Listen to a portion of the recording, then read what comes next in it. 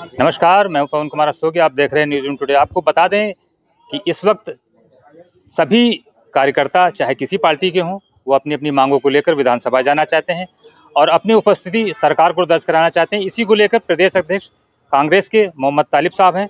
इन लोगों का भी क्या कहना है, आखिरकार क्यों ये लोग वहाँ जाना चाहते हैं और क्या मांग है जो अपनी सरकार को रखना चाहते हैं, हम इन्हीं से बात करते हैं। क्या शुभ नाम है सर आपका?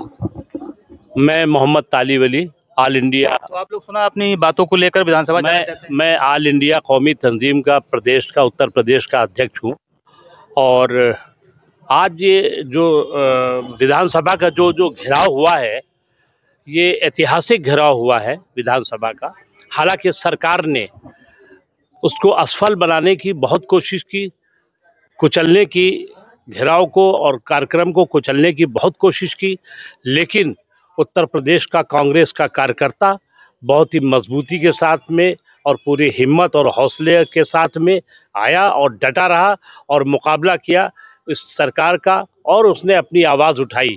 देखिए, लोकतंत्र में हमें आवाज़ उठाने का पूरा हक है, सरकार के कान खोलने का पूरा हक है, लेकिन इस लोकतंत्र के इस देश में, इस लोकतांत्रिक प्रणाली में सरकार लोकतंत्र का हनन कर रही है। सरकार सभी की आवाज़ को दबाने का प्रयास कर रही है और वही आज भी होने का काम हुआ है।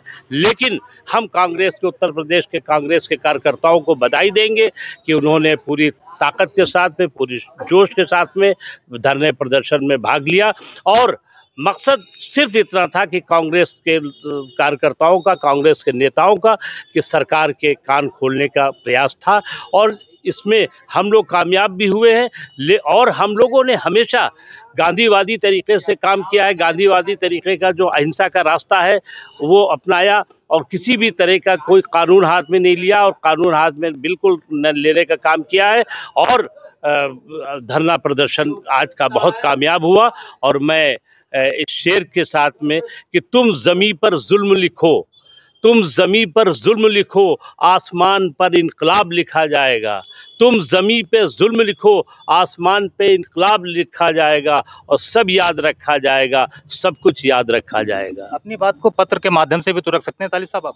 देखिए, लोकतंत्र में सबसे बड़ी बात ये होती है कि हम अपनी आवाज़ को उठाने के लिए हम तमाम तरह का इस्तेमाल करते हैं और जिसमें ये धरना प्रदर्शन हमें लोकतंत्र में अधिकार दिया है। और हमने, गांधी जी ने बताया है कि हम अहिंसक तरीके से एक संविधान को कायम रखते हुए और लोकतंत्र में विश्वास रखते हुए अपनी बात को रखें, तो उसी के तहत आज सरकार योजनाओं को भी तो, नई योजनाओं को बेरोजगारों के लिए लागू कर रही है। और आप लोग जैसे कह रहे हैं कि रोजगार नहीं मिल पा रहा, तो किस तरीके का रोजगार चाहिए युवाओं? देखिए, सरकार तो मैं ये कह रहा हूँ कि सरकार जो रोजगार पहले से कांग्रेस सरकार ने जो रोजगार युवाओं को दिया, वो युवाओं से रोजगार को और लोगों से रोजगार को छीनने का काम कर रही है।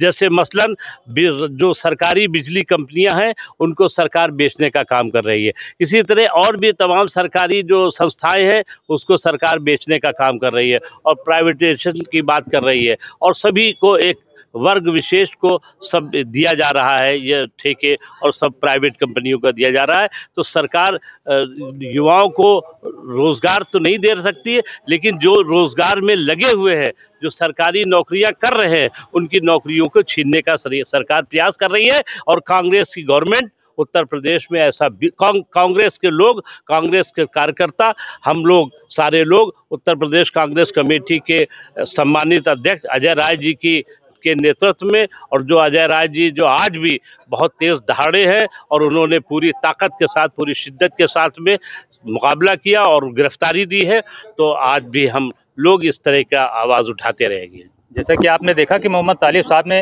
कहीं ना कहीं ये नाराजगी दिख रही है कि प्राइवेट जो कंपनियां प्राइवेट की जा रही हैं और कई सेक्टर ऐसे हैं जो प्राइवेट के हाथ में जा रहे हैं, तो कहीं ना कहीं प्राइवेट करने के वो लेकर की भी नाराजगियाँ कई पार्टियों को हैं, तो जिसको लेकर और अनेकों अपनी समस्याओं को लेकर विधानसभा घेराव किया जा रहा है और कर रहे हैं और आगे भी लोग करने का प्रयास कर रहे हैं।